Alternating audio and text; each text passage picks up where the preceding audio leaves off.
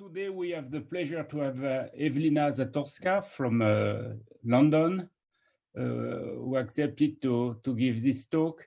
And the talk will be on the existence of solutions of the two fluid systems.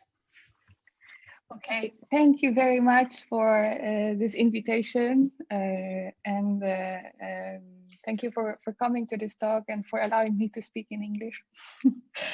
So first, let me start the seminar by acknowledging the contributions of my collaborators on this project. So there will be a couple of papers mentioned, all of them listed at the end of the talk. They are based on joint results with Didier Bresch, that you all know, Piotr Mucha from University of Warsaw, Yang Li, the youngest collaborator, and Yang Zhongxun, both from the University of Nanjing. And okay, so we are going to start from the in a chronological order. I'm going to present you some results that we obtained first, which inspired a bit of research in a couple of directions, and I'm going to present you some of my further results following this first result. So I'm sorry for this first awful slide, but very soon I will simplify the equation so it will be more pleasant to look at. What you see here is a model of two-phase flow or two-fluid flow, if you wish. We are going to be focused on the compressible flow. So everything is going to be compressible, and we are concerned with the existence of solutions, but for arbitrarily large initial data and globally in time. This immediately implies, well, we wish it was better, but what we can do for now is to show the existence of solutions only in the weak regime. So the model is as follows. All of you recognize the two last lines. So these are Navier-Stokes equations for two species or two components of the fluid. We have component plus and minus. So rho plus, rho minus are the densities of the two fluids. There is a, I don't know if you see my mouse on the screen, but there is a plus minus missing here. I'm sorry for that. There are two velocities, velocity u plus and u minus. So for this reason, I would say that these two equations are two Navier-Stokes equations coupled with each other, and the coupling goes through various terms here and on the right-hand side especially.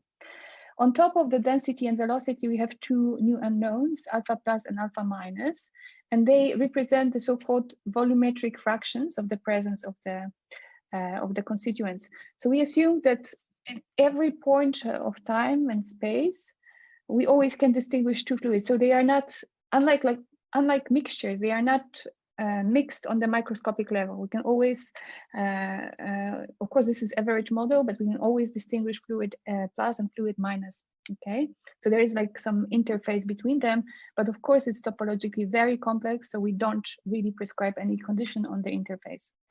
But what you see in the system is that we have more unknowns than the equations in the system, right? So there are two more unknowns in addition to the usual Navier-Stokes, alpha plus, alpha minus, and only one extra equation. So there must be something that we will close the system with.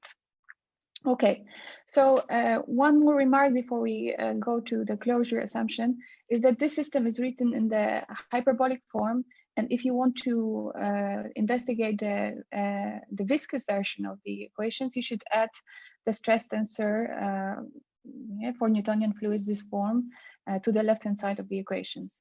The right-hand side of the equations consists of two terms. So there is some relaxation term between the velocities plus and minus. Okay, with coefficient du, which is not constant, but I'm not going to present what it is exactly here. And there is some exchange of the pressure on the interface. This term depends again on the two pressures, P plus and P minus, which are given functions of the densities. Again, it looks a bit awful, but I will simplify it very soon. So if you want to have some background in modeling, and I'm not the expert really to address all the questions, I refer you to the book of Ishii and then of Ishii and Hibiki. where in particular they studied the saturation condition. So the equivalence between the pressures on the interface, P plus is equal to P minus, which means that some function of density rho plus is equal to function of density rho minus. This doesn't mean necessarily that the densities are equal, okay? There is another model, very interesting, with lots of recent results on it, which looks slightly more complex. So instead of having this closure assumption to the system, you can actually supplement it with another PDE, okay? So the missing PDE would be something like a transport equation for one of the volumetric fractions here, alpha plus, okay? And this would be all given functions in terms of other unknowns. And for maybe some background on this model, I refer to this paper from 2018, which was actually our starting point. So what happens next? As I promised to you, I will simplify the model greatly. So first of all, I will assume that both of the fluids are barotropic. So it means that P plus and P minus are explicit functions of the densities, rho plus and rho minus, with two adiabatic exponents of gamma plus and gamma minus. Okay, they can be different. I don't assume anything on that. I also take the saturation condition. So out of two closures that I showed you, there are many more actually. I choose what seemed to be for me the simplest one, although it turned out later on, it doesn't necessarily have to be the case. So P plus is equal to P minus. Moreover, the relaxation parameter du will go to infinity. Formally, this means that both velocities, u plus and u minus, coincide. So what I call by u is the joint velocity. So suddenly we lose one equation for the velocity, right? If we sum up the equations for the velocity, we get one equation for velocity u, but still two equations for the densities, alpha plus and alpha minus. Moreover, to focus on the essence of the problem, which for me is always a relationship between the velocity and the pressure in the system, we are going to switch to the so-called semi-stationary Stokes flow, which means that the convective part of the Navier-Stokes equation, or the one equation that we have, in this case for u, is going to be equal to 0. So what happens is that we end up with this set of equations. Alpha plus is equal to alpha minus, alpha plus alpha minus is equal to 1. They don't have to be equal to each other. The pressure is equal on the interface. And sorry, I need to come back to the previous slide. And because we are going to work on the periodic domain, we supplement it with the constraint that the integral or the average of velocity is equal to 0 for any time. Okay, so that's my system. It's still two fluid system, but with one velocity and in the semi-stationary regime. What is interesting about the system is that it still represents a lot of difficulties, and it triggered the application of some compactness criterion, which is not so well known in context of compressible flows. So to explain the problem a little bit better, let me write the system again in some more convenient formulation, using instead of alpha plus, alpha minus, rho plus, rho minus, some conserved quantities. So the conserved quantities in the system would be the product of rho plus and alpha plus and rho minus, alpha minus. I denote them by R and Q. For convenience, I also introduce the unknown Z, which is just rho plus, because having this new unknown Z really allows me to write pressure in the nice form. So pressure is now Z to power gamma plus, okay? And now we know that Z is a function of R and Q. So if you come back to the equations, you can write this relation between Q, R, and Z. We know definitely that R is less or equal than Z, but we don't know explicitly what is Z in terms of R and Q, what is Z in terms of conserved quantities. More profoundly, we don't know what is the form of the pressure in terms of conserved quantities. I'm repeating it 3 times. It may sound silly, but this is really the merit of the problem. So let's look at the system in the reformulation. I have conservation equation for R. So this is, I will call it density at some point, although it's not density. It's the product of rho plus and alpha plus. another conservation equation for Q. Now I used Helmholtz projection to write equation for U. So the momentum equation is just gives you the relationship for divergence of U in terms of pressure. So this bracket here stands for the average of the pressure on the torus. So integral divided by the measure of the torus. And the vorticity of the velocity is equal to 0. So the momentum equation gives you these two equations. And we have our condition integral of U over the torus is equal to 0. So we are in 2 or 3 dimensions. More severe a priori estimates are of course in 3 dimensions. So the compactness argument will be presented there. And we supplement this system. So I'm going to perform all analysis on this system with set of initial conditions, R0, Q0, and there is some compatibility condition for Z0, okay, as this is a function of Q0 and R0. And of course, now we don't have the time derivative of the velocity in the momentum equation, so we don't have to prescribe anything on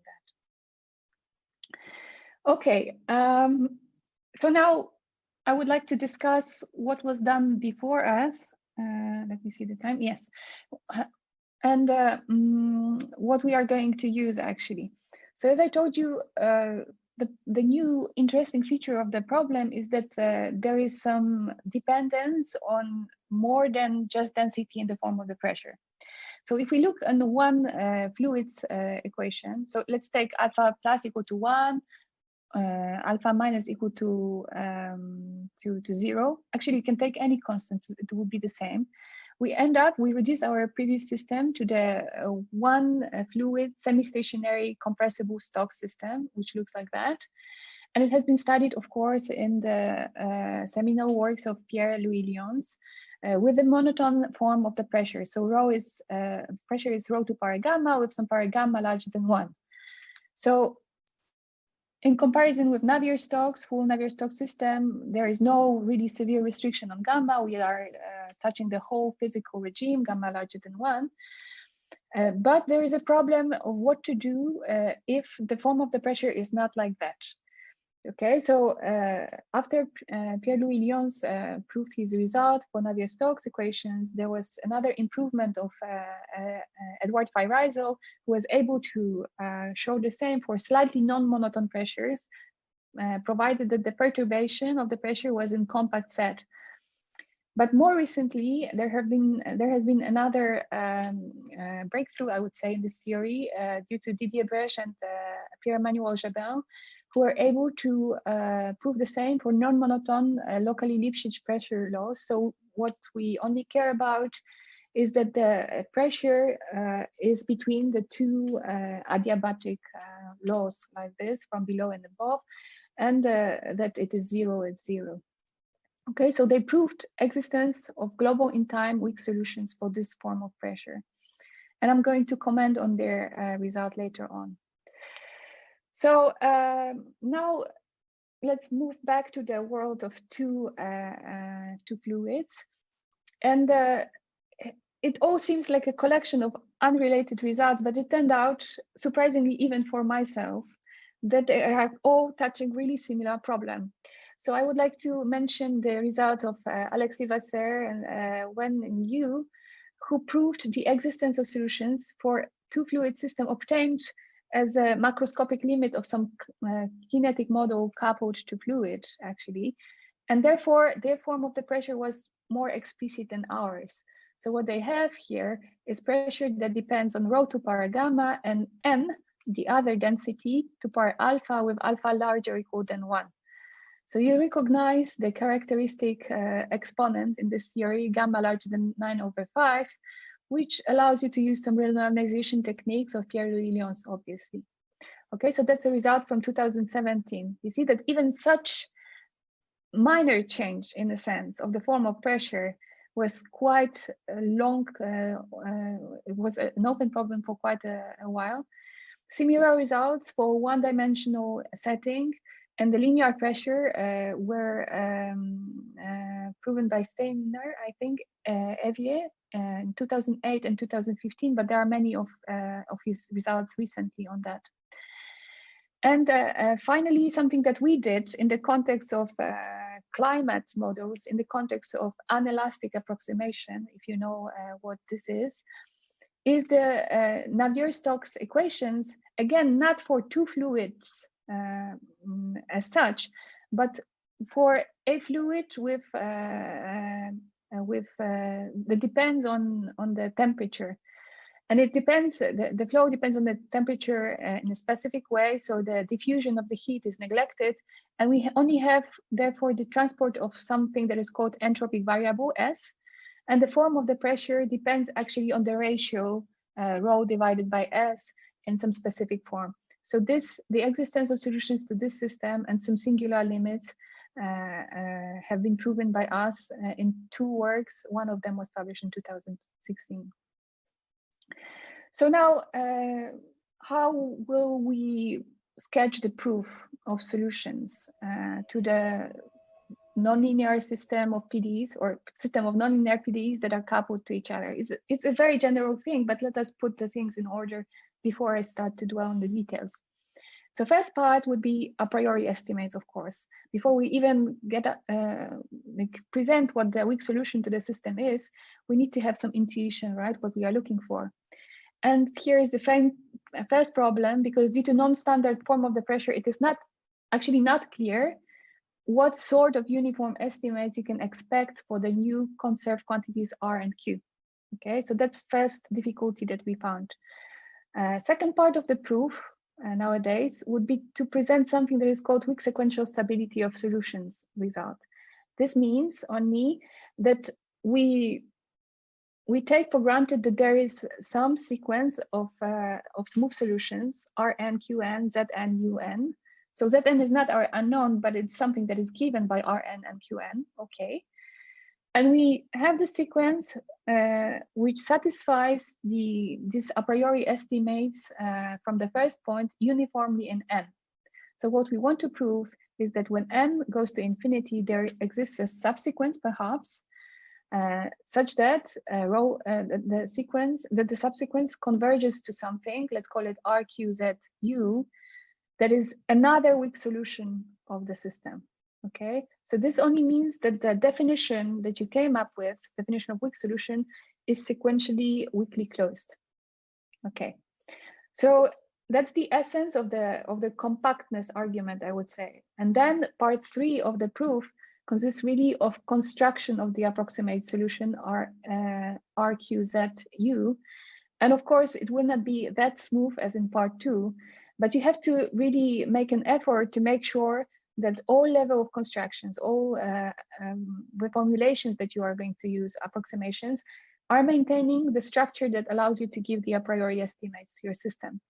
So in our case, the proof of the construction really is quite elegant, I would say, and innovative in this field.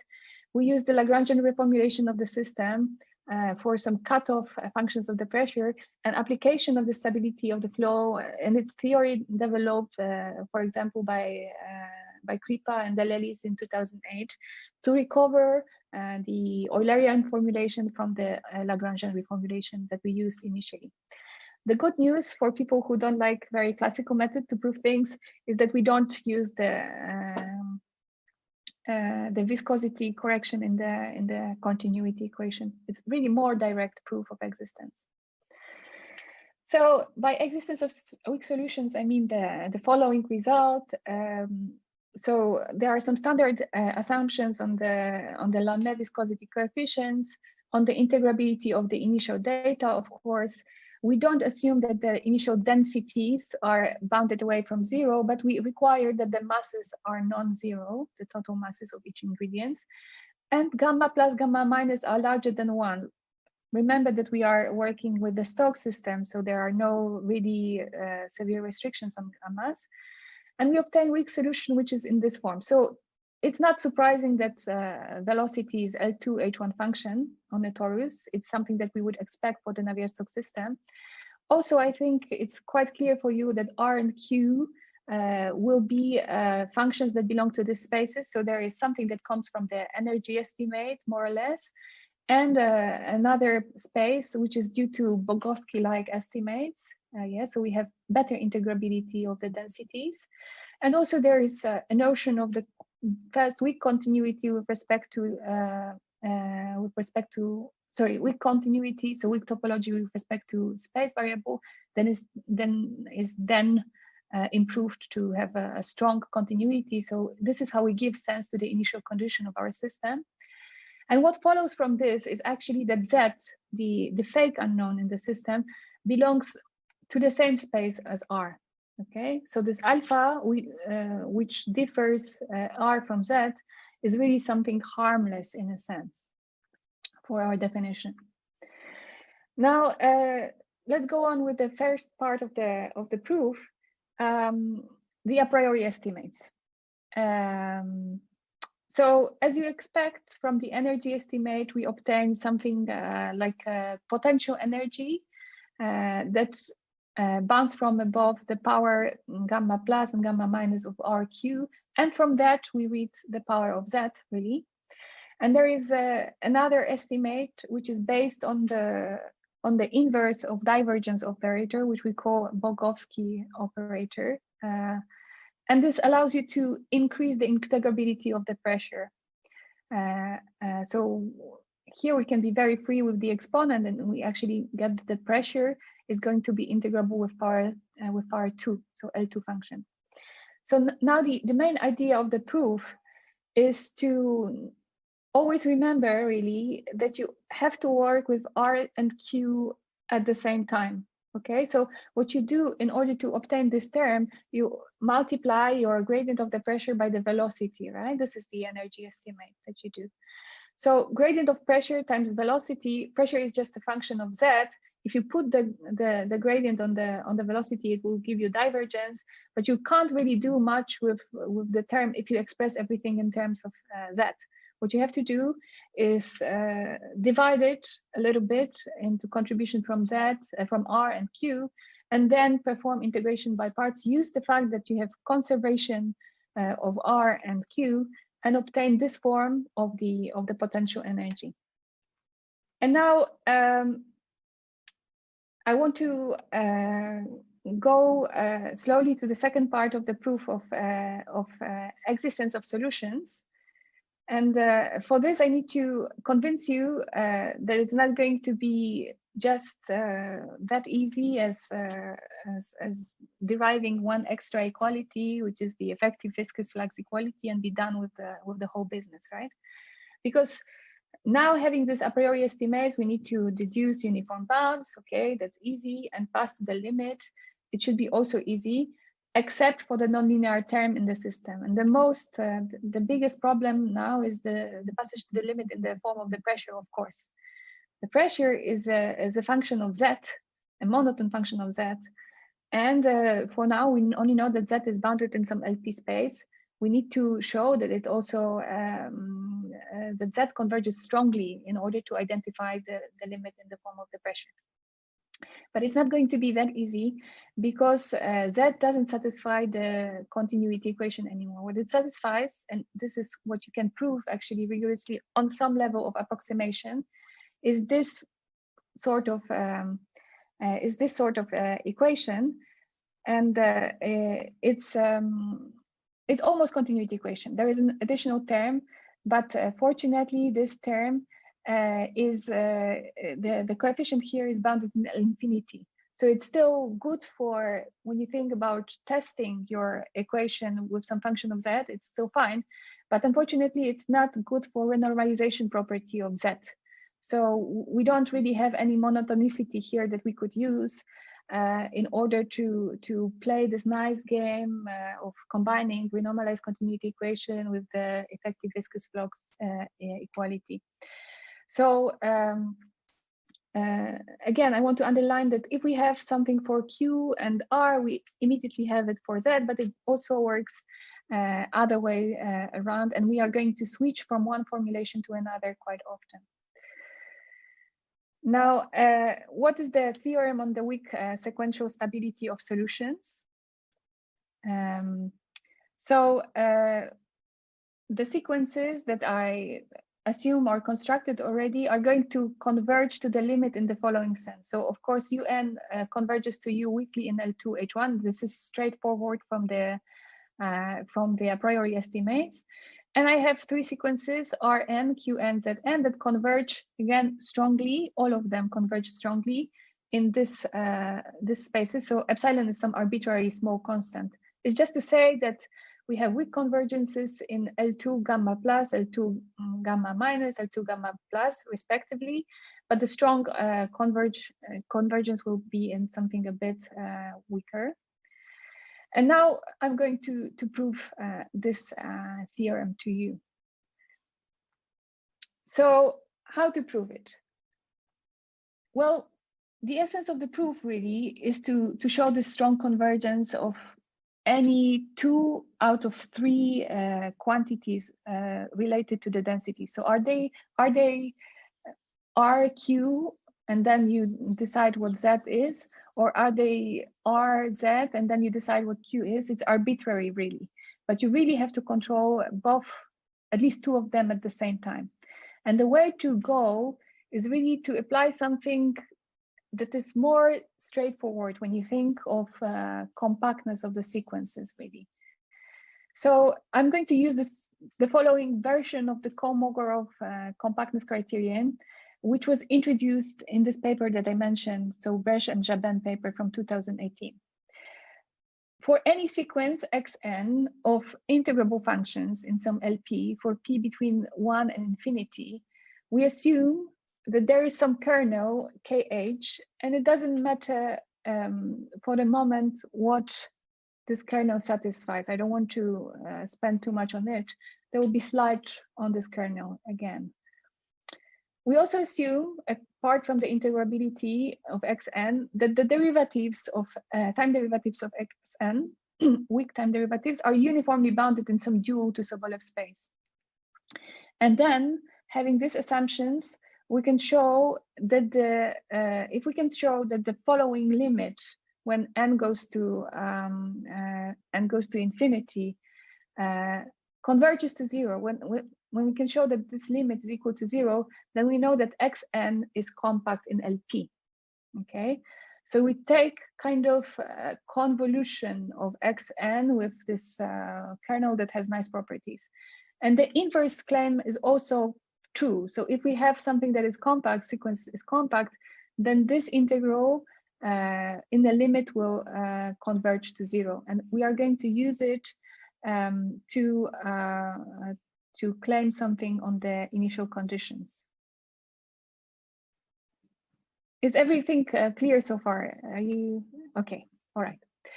So let me go to the next slide. Why this compactness criterion is nice, and why I think it's more direct.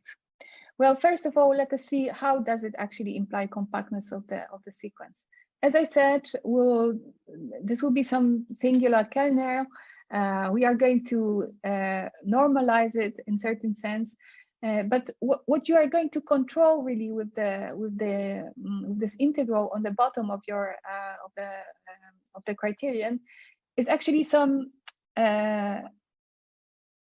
shift of your sequence. So what you want to do in order to prove compactness in space is to control the differences between xn at point x and xn at point y, somehow uniformly with respect to distance from x to y. And actually, you can show that the left-hand side of your limit bounds from above a convolution of xn with kh minus xn. So this would give you the compactness in space. Okay, it's a very direct way of showing compactness in space. And now in time, of course, you assume additionally in your criterion that there is some sort of uniform estimate for the time derivatives, and therefore you can marry these two information using a variant of Aubelyon's lemma.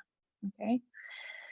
And now I think the most difficult part of the talk in the next 2 slides is to trace different forms of the kernels kh. So kh is going to be something like 1 over x plus h to some power a, which is roughly larger than 3 over 2. And of course, we have to cut it a little bit because we are on torus, so we need to make sure that everything is periodic. I'm not going to do it here. Then we normalize this kernel by its L1 norm. And then at the end of the slide, I will also have to integrate this new kernel against 1 over h. So with respect to h, 1 over h, and this will mean that our new kernel, this Celtic k, which appears in my criterion, will have a norm that is roughly like a logarithm of h0. Okay, so if I go back to the previous slide, this norm is something that explodes when h goes to 0. Okay, all right. So let us begin.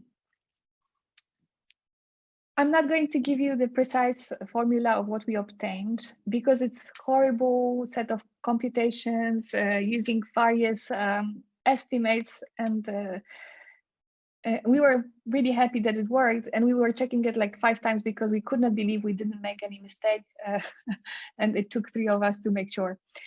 What is important here is that, again, you have to work with 2 quantities at the same time.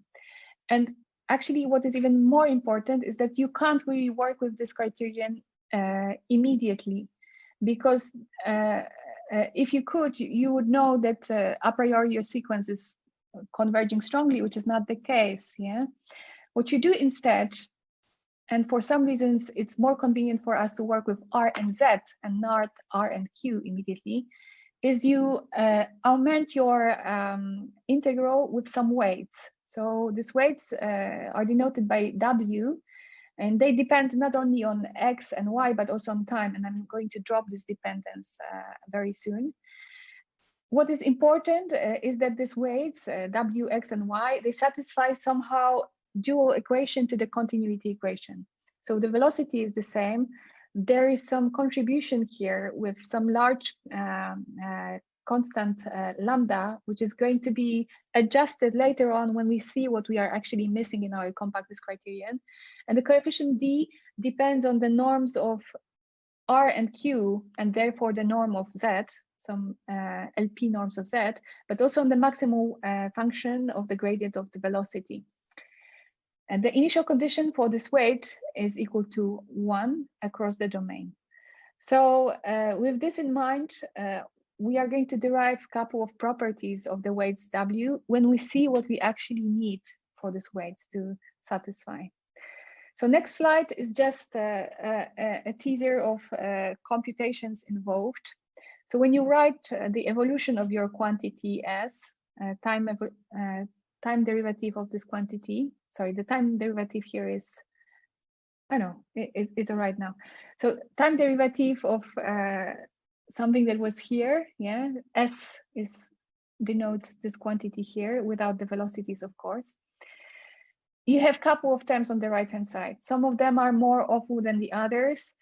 For some of them, you expect that there is a sign, and there is another term that gathers all the quantities that will depend on the derivatives of Wx. So to derive this equality, there are actually a couple of steps involved. We use the fact that some terms are symmetric with respect to X and Y, and that's why in this term, for example, you only see the weight Wx. And we actually already used the form of the pressure to extract some terms that have good sign. And we presented everything in, actually the whole problem is to be able to say something about the second term, which has difference of divergences of Ux and Uy, which of course in the normal situation for one component flow would be replaced immediately by the difference of the pressures, and we would have a nice information, good sign of this term immediately. So this is one of the problems to deal with it. Second problem is this additional term that appears due to the fact that Z doesn't satisfy the continuity equation as R and Q, but something that is that looks a bit more nasty. Again, it is this integral is defined because this coefficient sits in L infinity, but we don't know anything about the smallness of this term in terms of in order to apply any sort of Gronwall lemma. Okay, so there are a lot of techniques behind estimating each of these terms on its own, and at the end of the day, what we end up with is the following inequality. So SH0 is less or equal than logarithm of H0 in some power less than 1. This is the most important thing. And SH0 is actually not S, but something related to S.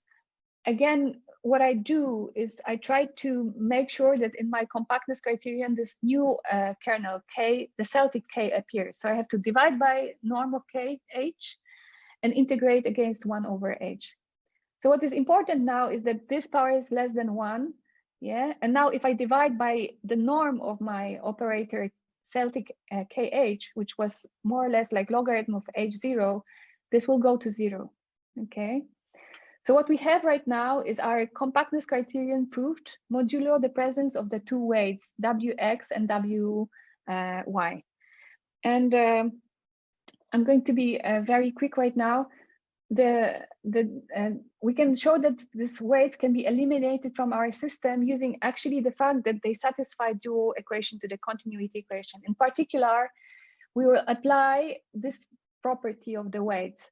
So what you see is that the integral of what is called x, and it will be replaced by r and z in my system, in my case, in my application, is going to be controlled. So this means that whenever your weight is very small, okay, whenever your weight is very small, logarithm is very large, also your density has to be very small, which means that you can actually eliminate the weight from your criterion exactly on the set when you have on which you have better information about density because it's small anyway.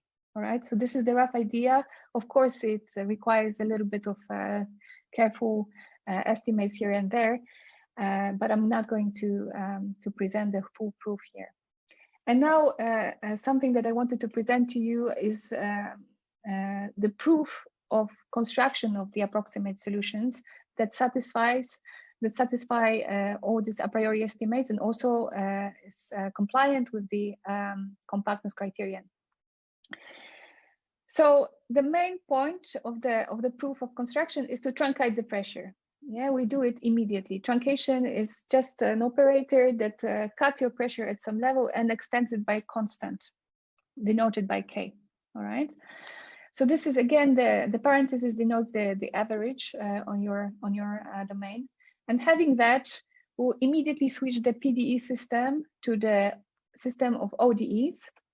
And the proof that we have for the theorem that we are able to prove for K being fixed is the following one. So the RK and QK are going to be bounded from below and above. Okay, the new densities, the approximations.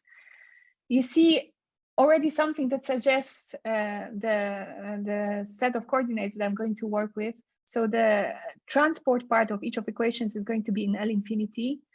And we are going to have nice bounds in L infinity for divergence of U.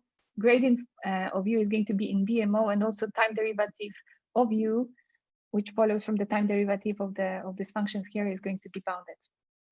So to obtain that, it is of course good to switch to the Lagrangian formulation. So basically I define what characteristics are, and I replace the equation for R and Q by an ODE right now. And I introduce another unknown, sigma. So sigma is something that should be our divergence of the velocity, of course, but now it's going to be a new unknown. And it is related to Z, which again is a function of R and Q, okay? So this is on the level of Lagrangian coordinates. And now to prove the existence of local in time solution, unique local in time solution, you actually apply just Banach fixed point theorem. So having R and Q fixed, yeah, or given, or maybe other way around. Yes, R and Q given, you get Z, you get sigma, and you prove that there is R and Q bar satisfying these equations, and they are given uniquely on short time interval. Okay, so this is how we get existence of solutions for very short time interval. Then combining it with a priori estimates, we can extend the solution for arbitrarily large interval. But now how to go back to our original formulation, how to go back to knowing that sigma is actually divergence with U. So there is going to be another fixed point argument involved in this reasoning. So we sort of want to invert the characteristics. Yeah, so we want to find a vector field U such that U of Tx on inverted characteristic is equal to sigma Ty. Yeah. And the candidate, of course, for X is a solution to your definition of the Lagrangian coordinates. So you have coupled PDE, ODE fixed point argument to do. And how to do it in practice? Well, is you define an operator sigma, phi, big phi, from the spaces, and they are quite, you have to be very delicate with the exponents, and they actually involve another regularization that we have to do later on. With parameter delta. So what you do is you start from some given U bar, okay, in this space. For given U bar, you find what your characteristic flow is. You invert the characteristic flow. So you find, rather than X function of Y, you find Y as a function of T and X. And then for such characteristic flow, you solve this equation. You find phi, where phi is in the, when Laplacian of phi is going to be equal to sigma on the flow. And this sort of solving the problem not only allows you to identify a sigma with U, but also to make sure that your U is in the right form, so that the rotation of U is immediately equal to be zero, okay? And as I said, we are not able to do it immediately for the sigma. We have to introduce another regularization with respect to space here, which is going to be removed later on in the proof. So first we regularize the system, we prove that U is actually going to be equal to sigma delta, and then we pass to the limit with delta with this additional regularization. Okay, so that's the main idea of the proof. I'm going to now skip a couple of slides which detail this proof and tell you in particular how to get rid of the parameter delta, how to obtain the uniform estimates, how to actually make sure that you are having this solution uniquely for any given U in this very weak space. So this is all very nice application of Kuiper-Dellery's argument. And I'm going to move to some more recent results that I promised to you at the beginning of the story. Okay, so we sort of have existence of weak solutions for semi-stationary Stokes flow in multi-dimensional case. And then we were thinking that maybe we can say something stronger for one-dimensional version of the system. And indeed, we were able to study the full system, so also with time derivative and convective term. I already wrote it in this reformulation with R and Q. And here, what we were able to show is basically that the system has the same properties as single component flow. So we really expect, the system is more nasty, but we expect the same sort of information for the two fluid flow as we get for one fluid flow. And that's very easily seen if you introduce Lagrangian coordinates. So in this case, I mean mass Lagrangian coordinates. So you integrate the mass from 0 to x, and this is your new y. And this leaves you with constant product of q and tau. So tau is now the inverse of r plus q. And now this means that having tau, you are able to read what q is. The same equation is satisfied for r. So in fact, your equation reduces to link between u and tau, which is another unknown, and tau can be expressed again as a function of r and q, and therefore as a function of z. So you very easily reduce the equation to a more complex one fluid system with this new density or inverse of density tau. And of course, it takes a little bit of tricks here and there, but what you prove in the end of the day is, first of all, stability of weak solutions.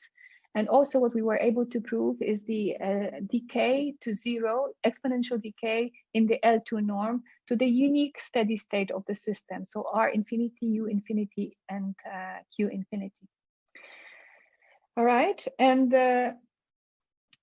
so this is basically based on some arguments that my two collaborators, so Yang Li and Yang Zhongsun, derived for some for the MHD model. So MHD model is really similar to two-fluid flow, but it has the form of pressure in explicit form, a little bit similar to what Wasser, Wen, and you did for this kinetic fluid equation coupling. And now all of this is really, again, it reaches back to original works of Zlotnik from the 90s. He derived the same sort of estimates for one fluid flow. So after 20 years of studying the structure of the two fluid flows, we are actually able to gain what is known for one fluid system, at least for the 1D case. And the last part of my talk is going to be presentation of the results that we have for the inviscid system at the moment.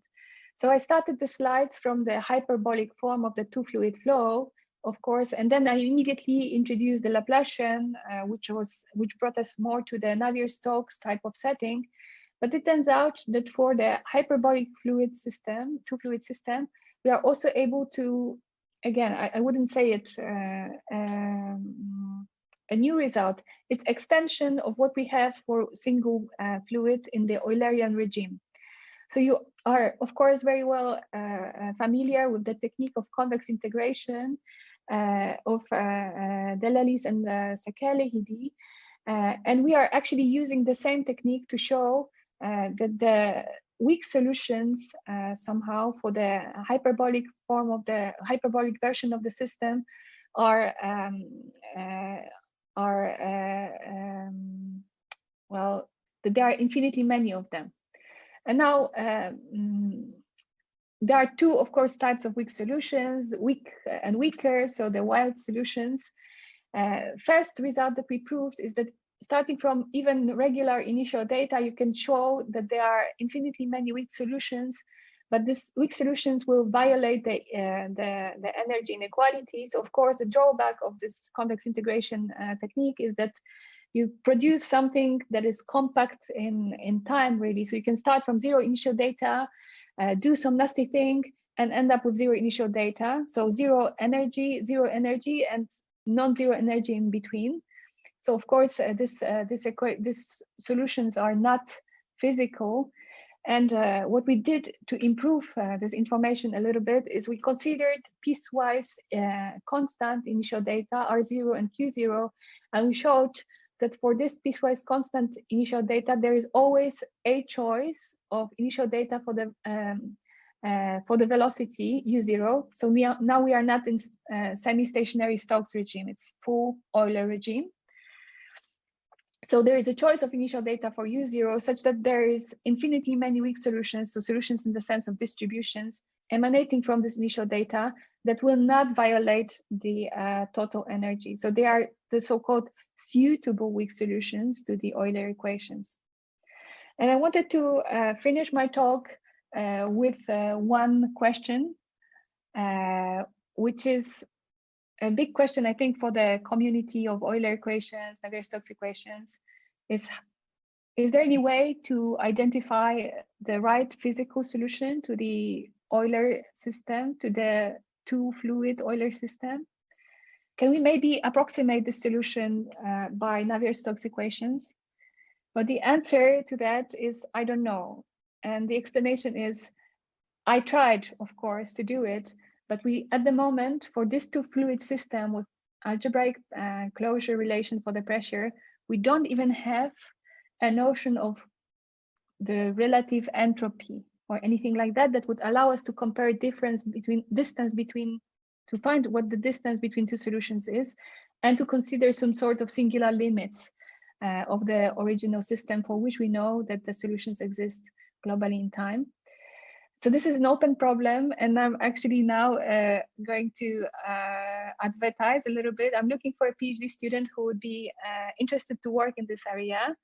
And the position is now open, and I would like to mention a couple of related papers and send the interested students to my webpage. The only paper that I think hasn't been yet mentioned in the presentation and is very important is the paper of Antonin Novotny and Milan Pokorny, who actually saw our first result with Didier Berge and Piotr Mucha, and were able to use Lyon's technique, really. So not Berge and Jabin compactness technique, but they modified the Lyon's technique in order to treat the full Navier-Stokes two-fluid Navier-Stokes system. The set of assumptions they make on pressure is really difficult to read, but in particular, it covers the case that we were studied here, so the barotropic form of the pressure. So this is the result from 2019, and there are a couple of results following this original paper. And with that, I wanted to thank you for your attention. Okay. Thank you very much, Ewelina, for this very interesting talk and introducing us for this model. Are there any questions? So I had a question about these Lagrangian coordinates. It seems that they are much better to study the problem. So why not to make a theory in Lagrangian equations, in Lagrangian form? You mean in multi-dimensional case or in one-dimensional case? Already in one-dimensional case, but I was wondering also if in multi-dimensional case there would be something which would not be so simple, but maybe. So the answer is to your question. I mean, for Stokes system, it works really well because you see that for free, you actually have boundedness here of divergence of U, yes?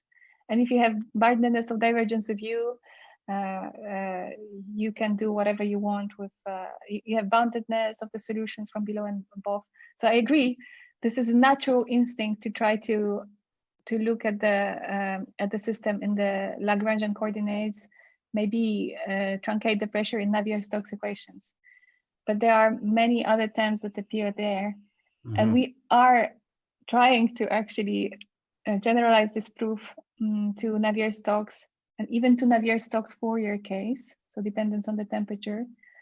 But I wouldn't say it's easier for the moment than just adding Laplacian to the continuity equation and artificial pressure and whatever Lyons and Feyerabend did. Yeah. This proof works very well for Stokes, that's true. The passage to the Lagrangian coordinates. So here, yeah, it works, it's very straightforward, but for the full Navier-Stokes, not yet. Just a comment about Benoit's question. I don't know whether the Lagrangian coordinates have ever been used even for one fluid in several space dimensions. That's true. I think is so. What I come from the school of Polish PDEs, and then people like best of spaces, maximum regularity, and so on. And I think there are a couple of results that you know, also Denis of Piotr and Raphael Donchen, and they always start from Lagrangian formulation, right? But they study particular cases for either incompressible Navier-Stokes or inhomogeneous incompressible Navier-Stokes, inhomogeneous Navier-Stokes with constant viscosity, constant density initially, and so on. And then they really use this formulation in Lagrangian coordinates. But to prove existence of weak solutions, no, I haven't seen it ever done. No, it is used in a context where the solutions have some regularity, actually. And when we want to prove the propagation of regularity. Exactly, yeah. So in this case, yes. And any LP-LQ regularity results of the German school or Japanese school will also use it. But for weak solutions, I'm not sure.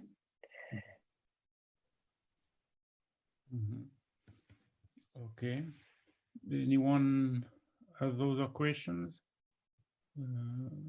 Besides, if we come back to your original model in which there were two velocities, then there is no way to use the Lagrangian coordinate, because which one should we choose? If we have two velocities. Okay. Yes, exactly. Of course, and the same. I was trying to explain the same thing for one-dimensional model where we introduce mass Lagrangian coordinates. Yeah. We also have to think of the right mass in the system there. Yeah, but you are absolutely right that here this would be difficult to do, and actually. From what I know, the existence of solutions to this system with constant viscosity is also a completely open problem now.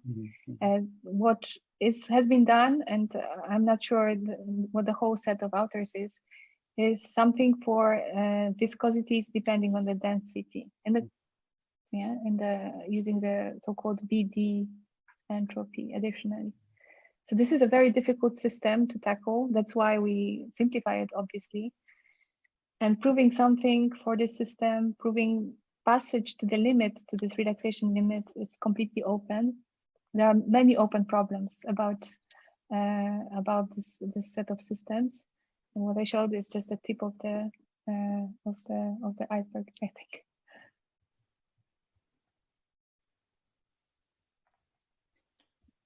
All right. So thank you very much again, Ewelina, for this talk and for joining us for this afternoon. Thank you very much for the invitation. Next week, this is famous Free Femme Days, and we will have André Souli at the Séminaire. So bye-bye to everybody. Bye-bye.